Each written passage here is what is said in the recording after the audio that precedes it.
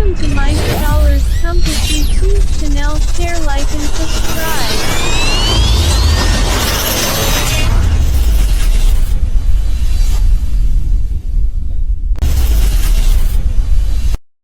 श्री कृष्ण ने महाभारत युद्ध के लिए कुरुक्षेत्र की भूमि क्यों चुनी?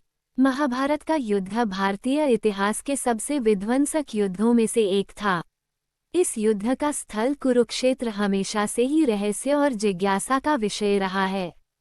सवाल यह है कि आखिर भगवान श्री कृष्ण ने संपूर्ण भारत में से केवल कुरुक्षेत्र को ही इस युद्ध के लिए क्यों चुना? ऐसा कहा जाता है कि जब युद्ध अपरिहार्य हो गया, तब श्री कृष्ण ने अपने दूतों को पूरे देश में भेजा। उन्हें ऐसी भूमि की खोज करनी थी जो इस महायुद्ध के लिए सबसे उपयुक्त हो।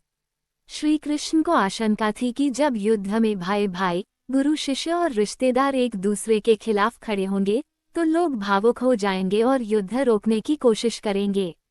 इसलिए उन्हें ऐसी जगह की आवश्यकता थी जहां क्रोध और घृणा की भावनाएं इतनी गहरी जमी हों कि युद्ध के समय केवल वही भावनाएं हावी रहें। जब दूतों ने कुरुक्षेत्र के बारे में बताया तो श्री कृष्ण आश्चर्यचकित हो गए। उन्हें बताया गया कि कुरुक्षेत्र में एक बड़े भाई ने अपने छोटे भाई को केवल इसलिए मार दिया था क्योंकि उसने खेत की मेड़ बांध को तोड़ने से इनकार कर दिया था।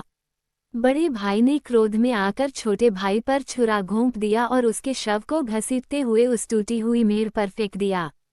ये घटना सुनकर श्री कृष्ण समझ गए कि महाभारत युद्ध के लिए कुरुक्षेत्र ही सबसे उपयुक्त स्थान है। इस भूमि पर पहले ही इतना रक्तपात हो चुका था कि यह युद्ध के लिए पूरी तरह अनुकूल थी। इस मिट्टी में क्रोध और घृणा इतनी गहराई से समाई हुई थी कि यहाँ युद्ध होने पर दया या करुणा की भावना जागृत नहीं होगी। कुरुक्षेत्र को चुनने का एक और कारण। इसके अलावा कुरुक्षेत्र को चुनने के पीछे एक और कारण भी बताया जाता है।